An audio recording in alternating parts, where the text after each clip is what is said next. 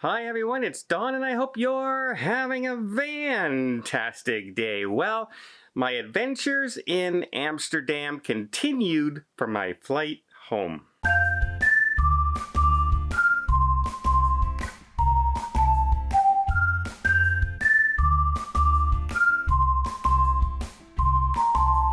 Okay, I gotta paint you a picture, okay? During the pandemic, the Amsterdam authorities laid off a lot of people in the hotels, in the airports, because nobody was traveling, which means not necessarily pilots and stewardesses, but people who work the ground, people who do the luggage, people who do security checks, people who move you around in the terminal. And a lot of them, they also cut the salaries as well during that time. Well, guess what? Everyone's traveling again, right across, everywhere you go, and Amsterdam is no different. The airport was jammed packed on the weekend I was flying home, and they were short-staffed galore. So much so that they were postponing flights because they could not get enough people through security at any given point.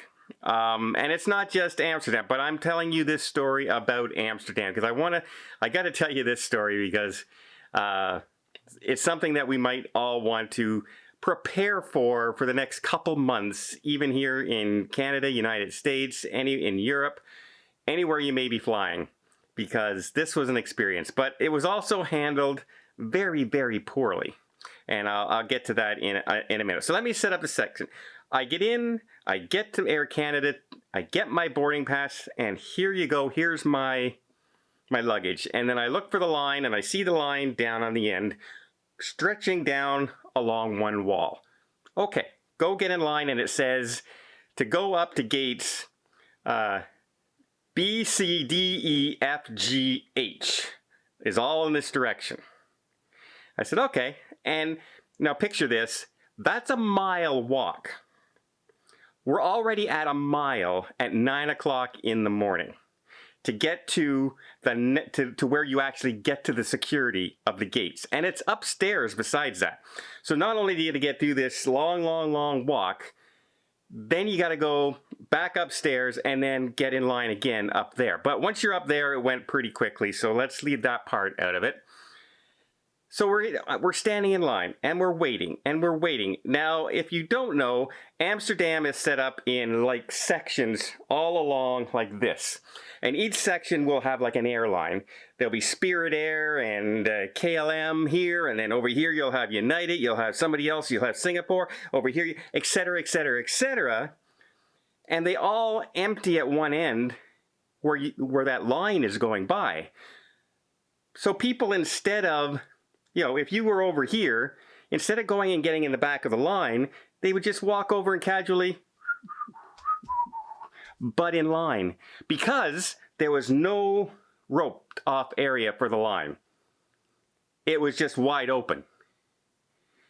So people who did the right thing and got in line where they were supposed to at the back of the line ended up being probably 50% longer because of how many people just butted in line. And they knew they were butting in line because sometimes I heard some people along the lines, like the security people along certain gates, because every time you walked a certain distance, all of a sudden here would be gate B, and you'd go in this entrance, and our line would continue. And then you get further down and at gate C, and our line would continue. Well, those people, sir, the back of the line's over that way. And they never once said, sir, I told you the back of the line is that way, go get in the back of the line. They just let it go. And there were a lot of arguments going on in this line. The whole length I listened to it.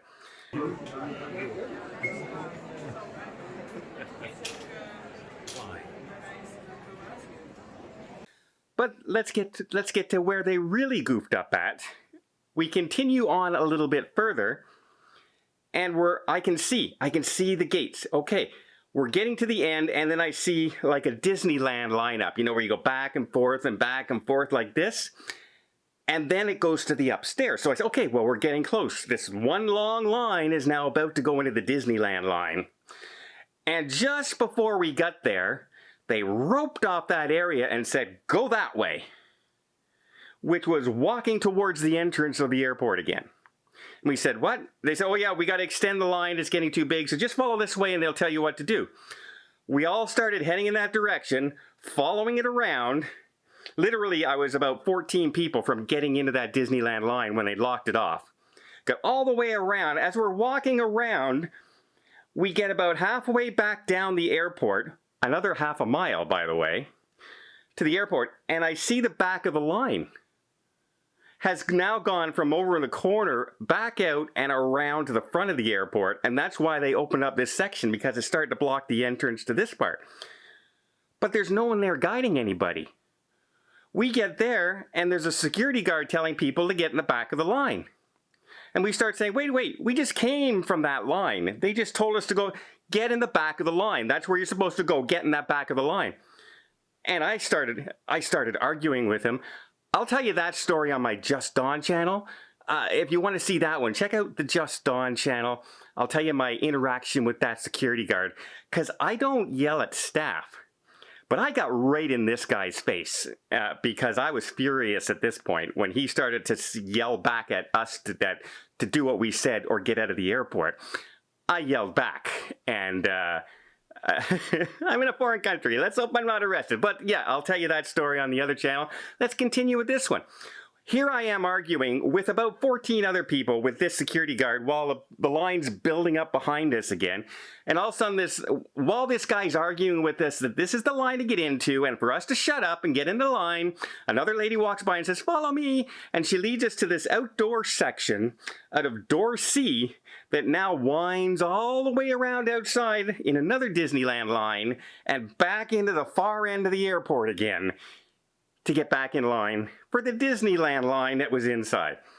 So people rushing around. There's two guys out there. The only thing guarding this whole section is little pylons along the way with tape going across. Okay, the Amsterdam airport is a complete joke. A complete joke. All these people were in line. They kicked us out of line, put us back in the original line, which had now doubled. It's just ridiculous. Hazard tape. And of course, we walk like we're supposed to all the way around, and when we turn behind us, and all these people are cutting under the line. Cutting under the line. And the two guards are there.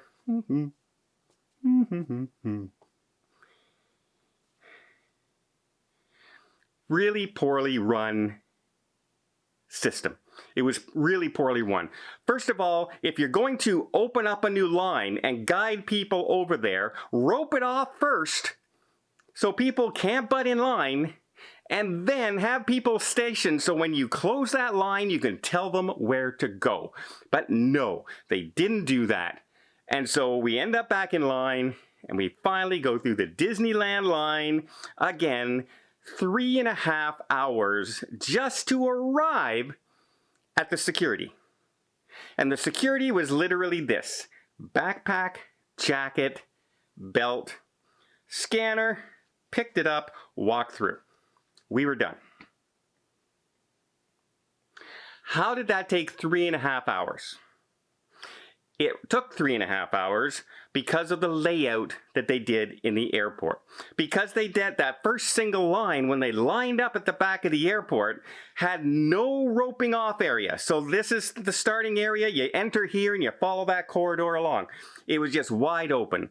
So everyone was butting in all the way along, and that's why there was actually fights broke out over people butting in line. And I blame that 100% on not only the idiots who did it on purpose. Some people not knowingly did it, but most of them completely knew what they were doing it. To the poorly run guards not enforcing it, not having any guards to escort people to where they're supposed to go, and not even roping off the area you're supposed to be behind when you're in line from the rest of the airport. I don't know how stupid you have to be to run an airport like that, but apparently you had to be pretty stupid, because that was absolutely the worst run day at an airport I've ever seen. As far as organizing everybody. I've seen an airline completely mess up and completely not know what they were doing and things, but I've never seen an entire airport run so poorly as I did this weekend in Amsterdam.